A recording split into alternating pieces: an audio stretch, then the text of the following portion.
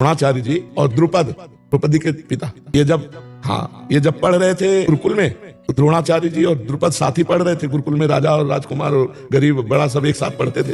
तो उन्होंने कहा, सुनो हमारे पिता राजा हैं।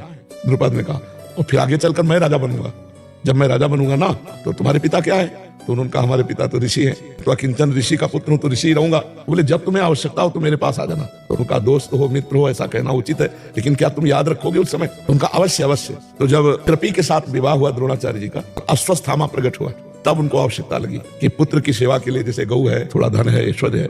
पहले ऋषियों के पास तो कंदमूल फल जंगल में रहना, और धनुर्विद्या के पारंगत प्रवीण द्रोणाचार्य जी थे। तो ये द्रुपद के यहाँ गए, द्रुपद से सूचना हुई, नए राजा बने थे, सूचना, उनके पिताजी पधार गए, तो सूचना हुई कि कोई ऋषि आया है। उन्होंने कहा कि क्या याचना कर रहा है? जो कह रहा है, महाराज द्रुपद हमारे मित्र, में मिलना चाहता हूँ। सामने तो पहचान गए द्रोणाचार्य, पर मृग चर्म लगा हुआ है, और कहा